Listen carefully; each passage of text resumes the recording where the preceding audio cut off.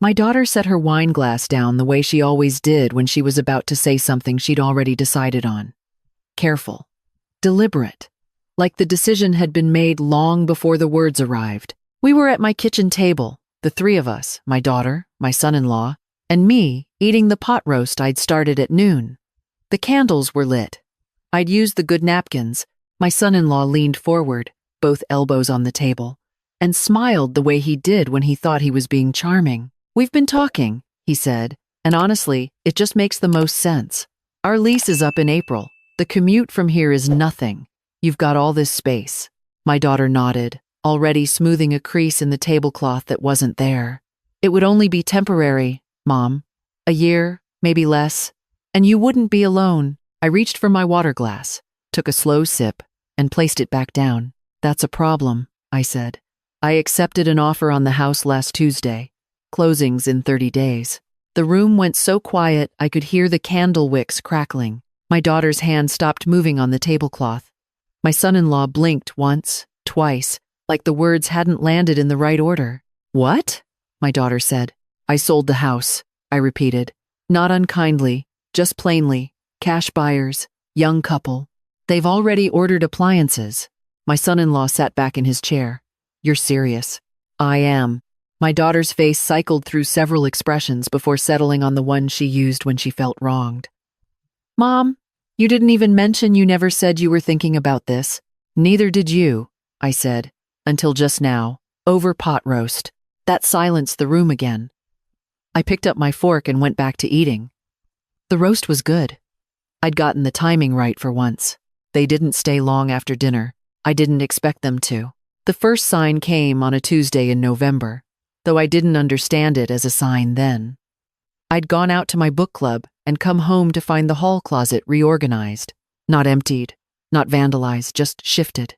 My winter coats had been pushed to one side, and in the space they'd cleared sat 2 plastic storage containers. Lids snapped tight, labeled in my daughter's handwriting. Off-season linens, guest extras. She had a key. She'd always had a key. I'd given it to her years ago for emergencies. For the times I traveled and needed someone to water the plants or take in the mail. I stood there for a moment, looking at those bins. Then I pushed my coats back into the center and put the bins on the floor of the guest room. I didn't call her. I told myself it wasn't worth making into something. That was my first mistake, not confronting it. Not because I was weak, but because I genuinely wasn't sure if I was being reasonable. The bins were just bins. She had a key. She was my daughter. I'd spent 40 years making allowances, smoothing things over, asking myself whether I was being too sensitive. That voice, the one that asks if you're overreacting, it's not weakness. It's what happens when you've loved someone so long that their comfort starts to feel like your responsibility. 2 weeks later, she stopped by on a Saturday without calling first. She walked through the kitchen and into the dining room, looked around the way someone does when they're mentally rearranging. She ran her hand along the back of the dining chairs, slow and assessing. "This table would be so much better pushed against the wall," she said. "I like it centered," I told her. "Right, but if you had more people living here, you'd want the walk-through space." I asked her if she wanted coffee. She said yes and kept walking.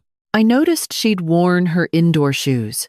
She'd brought them in her bag and changed at the door, the way you do when you're visiting somewhere you plan to stay. I still didn't say anything. I told myself I was imagining things. The month before Christmas, my son-in-law started asking questions about the house. Casual questions, the kind you'd ask if you were curious, not if you were planning. How old was the water heater? Did the warranty on the roof transfer with ownership? Had I ever considered converting the sunroom into an actual bedroom, just adding a closet? It would be simple. I answered each question directly and watched his face do something I couldn't quite name. Satisfaction, maybe, or confirmation. That night, after they left, I sat at the kitchen table and tried to be honest with myself. Something was happening. I hadn't wanted to name it because naming it would mean deciding what to do about it, and deciding meant conflict. And conflict with my daughter had always cost me more than I had to spend. I went to bed and didn't sleep well. The thing that changed everything was a phone call I wasn't supposed to hear. It was the first week of January. My daughter had come over to help me with a grocery order. She'd set up the app on my phone the previous spring and insisted on managing it, which I'd allowed because it seemed small and I liked the company. She was in the living room on her own phone while I was in the kitchen starting a pot of tea. The door between us was almost closed. Not latched, just almost. Her voice carried. She wasn't whispering. "She won't put up a fight," my daughter was saying. "You know how she is. She's been on her own too long. She'll be relieved to have us there." A pause. Then, I already called the school district. The elementary is excellent. And her office, it's perfect for a nursery. It's not like she uses it for anything serious. Another pause. She laughed softly. "Marcus, we need to be moved in before summer. Just let me handle her." I stood at the stove with the kettle in my hand and did not move. Let me handle her. I wasn't a problem to be handled. I wasn't a soft obstacle in the middle of their plans. I was a woman who had lived in this house for 23 years, who had replaced the flooring and the fixtures and the gutters and the kitchen counters, who had buried a husband and raised a daughter and made 1,000 quiet sacrifices, none of which had ever been called what they were. I set the kettle down. I walked to the back window and looked at the yard I'd planted twice over. The roses along the fence line, the bird bath my husband had poured himself the summer before he got sick. I thought, they have already decided. The only thing left to determine is whether I will let it happen. I decided that night. Not in anger, not in a dramatic moment of clarity. I decided quietly, the same way I'd made every important decision in my life, without an audience, without fanfare, and without asking permission. My friend Carol had been selling real estate in this county for 22 years. We'd met at the library 2 summers ago over a disagreement about a Patricia Cornwell novel. And she'd become the kind of friend I hadn't expected to make at 63. Honest, practical, not prone to softening things just to be kind. I called her the next morning. "I want to sell," I said, quietly, quickly, and before my daughter finds out until it's done. There was a pause. "How soon is soon?" "Before April." "I've got a young couple who've been looking in your neighborhood for 6 months. Pre-approved, flexible timeline, cash if the price is right." "Call them," I said. She did. I met them on a Thursday. A couple from out of state relocating for work. Young, eager, polite. They walked through the house the way people do when they already love it. The wife paused at the back window and looked at the yard. "These roses?" she said. "They take some work," I told her. "But they're worth it." She turned and smiled. "I'd love to learn." I signed the preliminary paperwork that same week. Carol handled everything with the efficiency of someone who had seen enough family complications to know better than to ask questions she didn't need answered. The process took 3 weeks. There were no tears on my end, no second guessing. I packed 1 box at a time, quietly, during the hours my daughter wasn't likely to drop by. My late husband's reading chair, the framed photo from our last anniversary trip, the collection of small ceramic birds I'd kept on the windowsill since my mother gave them to me. I had already signed a lease on a 2-bedroom apartment on the other side of town. A clean building with a balcony facing east, good morning light, no stairs I'd have to navigate later. The manager had been straightforward and unimpressed with sentimentality, which I appreciated. I moved my start date to align with the closing. I planned the dinner the way I planned everything, simply, without excess. Pot roast because it was my daughter's favorite. The good napkins because some habits are worth keeping. Candles because the light was nicer. I did not plan a speech. I did not rehearse a confrontation. I placed the folder with the signed closing documents under my placemat, the same way I'd once tucked permission slips beneath her lunch bag when she was 8. When my son-in-law finished telling me it just made sense, I reached under my placemat and placed the folder flat in the center of the table. "I'm afraid the house isn't available," I said. By the next morning, my phone had accumulated 42 messages. I know because I counted before I turned it face down. My son-in-law's mother, a woman I had seen perhaps 12 times in 5 years, had apparently taken it upon herself to coordinate the response. Her message came first, long and breathless. How could I do this to them? How could any mother be so selfish? My daughter was going to need support. The baby would need stability. I was destroying the family. I stopped there. The baby. My daughter hadn't mentioned a pregnancy to me directly. She'd been planning to tell me, presumably, after they were already moved in, already settled, already positioned in the narrative as the young family I'd been gracious enough to take in. Or perhaps she'd been waiting for the right moment, and there hadn't been one. I tried to hold space for that version. I'm not certain I succeeded. My son-in-law's message came mid-morning. 4 sentences. You blindsided us. That was cruel. We're family. I expected more from you. I expected more from you. I sat with that for a while. There was no message from my daughter. Not that morning, not that afternoon. Silence where there should have been something, which told me more than words would have. Around 2 o'clock, Carol called instead of texting. I heard through the neighborhood, she said. Your daughter's been talking. What is she saying? That you made an impulsive decision. That you refused to communicate. That she's worried about you living alone.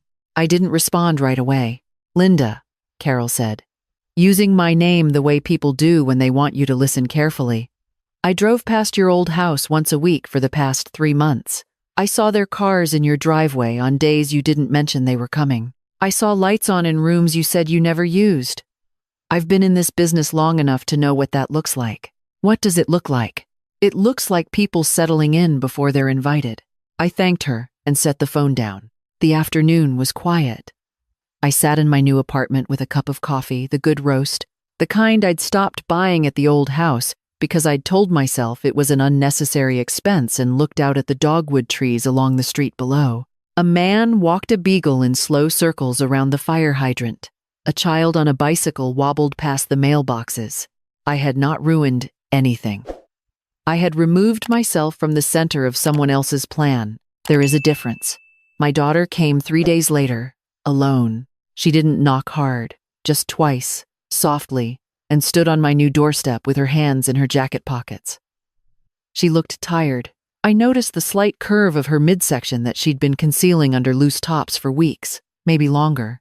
I noticed the way she looked past me into the apartment, cataloging, assessing the habit she'd developed before she knew she'd developed it. You could have told me, she said. I could have, I agreed.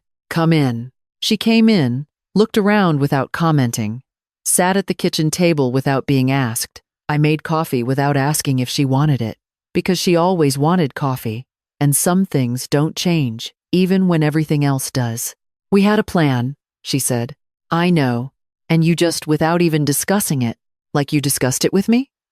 I set her mug down in front of her. I heard you on the phone in January. I wasn't eavesdropping. You weren't whispering. She looked up. Let me handle her, I said, keeping my voice even. Those were the words. She opened her mouth and then didn't say anything for a long moment. Mom, I didn't mean. I know what you meant, I said. Not cruelty, just truth. You meant that I was a soft obstacle, that with the right approach, I'd move aside, that I'd be too lonely, or too polite, or too afraid of your disappointment to say no. Her jaw tightened. And the honest thing, I continued, is that a year ago, you would have been right. I sat down across from her and held my mug with both hands. I want to ask you something. And I want you to actually think about the answer. She waited. In the last 2 years, have you once asked how I was doing? Not about the house, not about Thanksgiving plans, not about whether I needed help with something. Just, how are you, Mom? Are you okay? The silence stretched out. I brought groceries, she said quietly. I came over every week. You came over every week, I agreed. And I noticed that your visits got longer in the fall, that you started bringing things in your car that you didn't take back, that your husband started asking about the water heater. I wrapped my hands tighter around the mug. You came over every week, sweetheart, but you weren't visiting me. You were measuring rooms. She looked down at her coffee. I'm going to need help, she finally said, with the baby. We were counting on. I know you were, I said, and I will help you. I am your mother, and I love you, and I will be the grandmother that baby deserves. But I will do it from here, from a place I chose for myself, on my own terms. Because I'm 64 years old, and I have earned the right to make that decision without being managed. She didn't leave angry. She left quietly, the way people do when something has shifted in a way they're not yet sure how to hold. I stood at the window and watched her car pull out of the lot. I breathed slowly. The dogwood trees were still down there. The beagle's owner was back, letting the dog sniff at the base of a telephone pole. I had not lost my daughter. I had simply stopped disappearing for her convenience. My son-in-law came alone about a week later. He was more careful than usual, quieter, which told me my daughter had briefed him on what not to say. He sat at the same table, in the same chair, and looked at the apartment with an expression that might have been reassessment. "I want to apologize," he started, "for how we handled things. Looking back, we should have talked to you first, directly and honestly." I nodded. That was true, and I appreciated him saying it. "I also want to be upfront," he continued. "We're in a harder spot now. The apartment's in our price range near the school district. With the baby coming, it's tight. And I know this is a lot to ask, but if you'd consider co-signing a mortgage, we'd be buying, not renting, building equity. You'd be helping your grandchild have stability." He was reasonable. I'll give him that. He had prepared this. I got up and went to the counter where I'd left a folder the day before, because I had known this was coming and I believed in being prepared. I set it on the table between us. Inside was a printout, 2 columns neatly labeled. Left column, what I had given. Right column, what had been returned. The money I'd wired when they were short on their first lease deposit. The emergency dental bill I'd quietly paid when their insurance denied a claim. The plane tickets for Christmas one year when they said they couldn't afford them. The month of groceries after my son-in-law changed jobs and things were thin. The down payment discussion 3 years ago that had stayed a discussion, which meant it had stayed mine. He looked at it for a long moment. "That's over $19,000, I said, not counting the 100 small things I said yes to because I thought love meant not counting. He didn't argue the numbers. That told me he already knew them. "I'm not saying this to punish you," I said. "I'm saying it so you understand that the word yes has never been free from me. It came from somewhere. It cost something, and I'm no longer able to pretend it didn't." He folded his hands on the table. "I'm not co-signing," I said.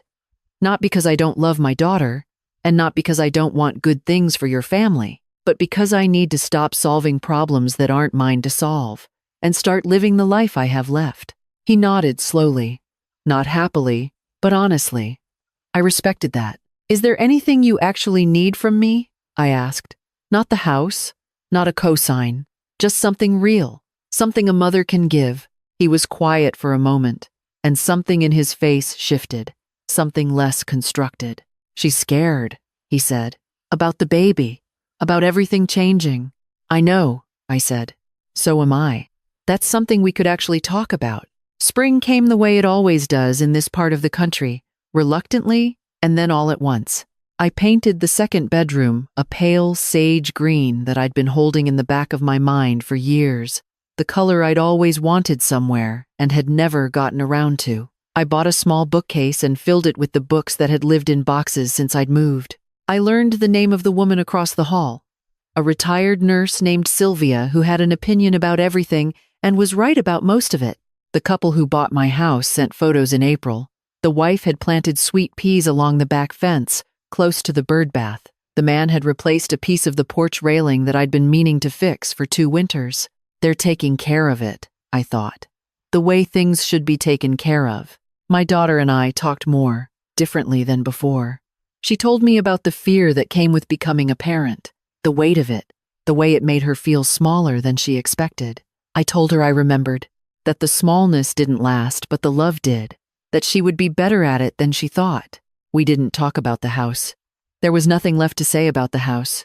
In May, my granddaughter was born on a Tuesday morning, 7 pounds and 4 ounces, with her father's forehead and her mother's hands. I was in the waiting room with coffee I'd brought in a thermos and a book I didn't read. When my daughter called me in, she was exhausted and radiant and crying in a way that looked nothing like the controlled crying she'd done at my kitchen table. She handed me that baby, and I held her the way you hold something you didn't know you'd been waiting for. Thank you for not disappearing, my daughter said quietly.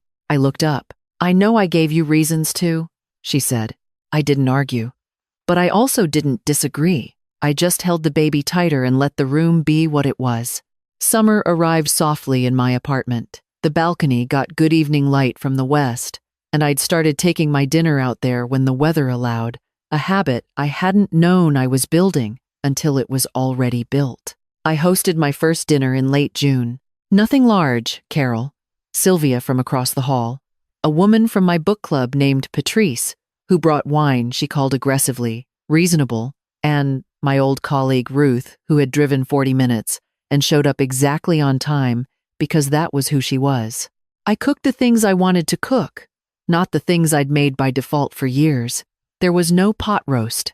There was a lemon chicken with olives and a tomato salad and a peach crumble that I let cool on the counter until the smell filled the apartment.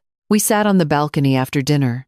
The evening was warm, the kind that makes everyone a little softer. Patrice asked if I missed my old house. I held my wine glass and thought about it genuinely, which is the only way I know how to think about anything anymore. I miss the yard, I said. The roses, specifically, and the way the kitchen smelled in winter when the heat came on. But, Carol said, because she knew me well enough to hear the but I'd stopped living there, I said. I was maintaining it, keeping things intact for people who were going to arrive eventually and replace everything anyway. I was caretaking a future that wasn't mine. Sylvia nodded from her chair. Slowly.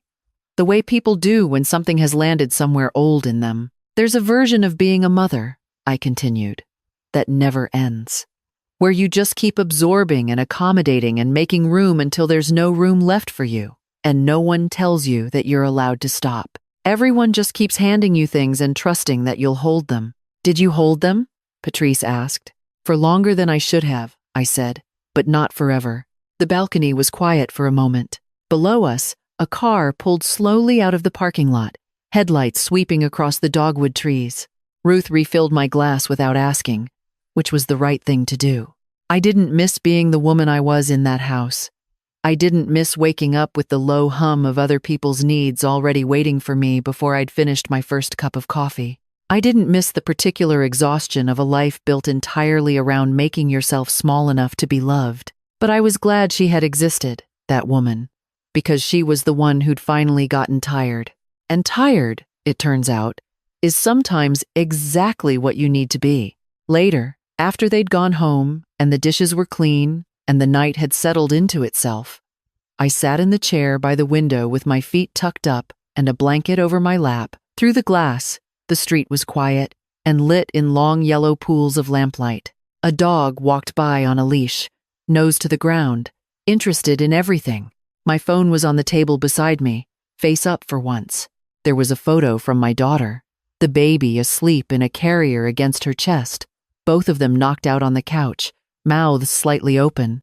The caption just said, "We're okay." I looked at it for a long time. Then I typed back, "I know, me too."